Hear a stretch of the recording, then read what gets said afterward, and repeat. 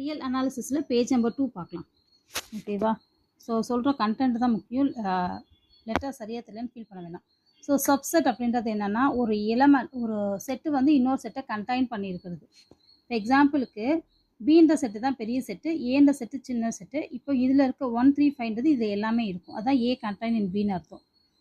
அதுக்கடுத்து இப்போ ஏபின்னு எடுத்துட்டோம் அப்படின்னா இதில் இருக்க எலமெண்ட் ஃபுல்லும் so real numbers page number 2 பார்க்குறோம்.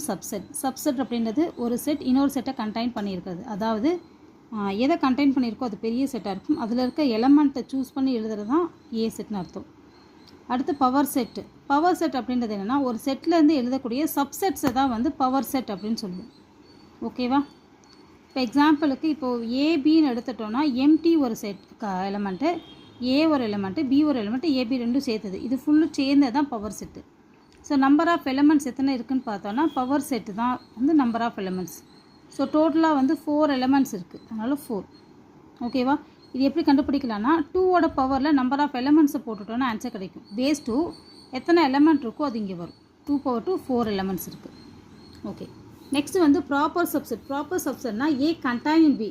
இங்கே கண்டைன் இன் அந்த ஈக்குவல் டு சேர்ந்து வரும், இங்கே கண்டைன் மட்டும் வரும்.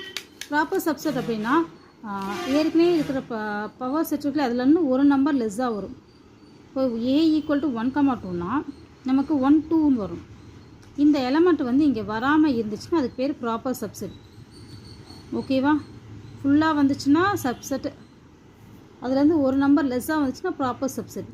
நம்ம இதோட ஆன்சர் 2n சொன்னோம். இங்கே 2nலேருந்து ஒரு நம்பர் லெஸ் ஆகி 4 - 1 3ன்னு வரும். இங்கே 4னா 4. எக்ஸாம்பிள் இப்போ 8 வந்துச்சுன்னா இங்கே 7 வரும். அதான் என்னது ப்ராப்பர் சப்செட்.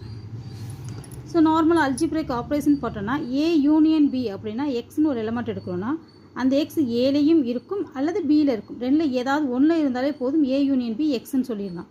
ஏ இன்டர்செக்ஷன் பின்னா நான் எக்ஸ்னு ஒரு எலமெண்ட் எழுதுறேன்னா ஏலையும் இருக்கணும் பிலையும் இருக்கணும். ஏன்னா இன்டர்செக்ஷன்னா காமன் தானே. ஏல 1, 2, 3 இருந்தால் பிலையும் இப்போ 2, 3, 4 இருந்துச்சுன்னா 2 or 3 இருந்தால் இன்டர்செக்ஷன் வேல்யூ காமன் வேல்யூஸ். அடுத்து டிஸ்ஜாயிண்ட் அப்படின்னு எதை சொல்கிறோன்னா ஏ இன்டர்செக்ஷன் பி எம்டியாக இருக்கும் போது, அதாவது காம்ப்ளிமெண்ட் ஆஃப் ஏ. அதை எப்படி எழுதுறாங்கன்னா A dash A complement. X element வந்து யூவில் இருக்கும், ஆனால் எக்ஸில் வந்து ஏல இருக்காது. ஏ காம்ப்ளிமெண்ட் என்ன அர்த்தம்? ஏல இல்லாத எலமெண்ட். யூனிவர்சல் செட்டில் இருக்கும், ஏல இருக்காது.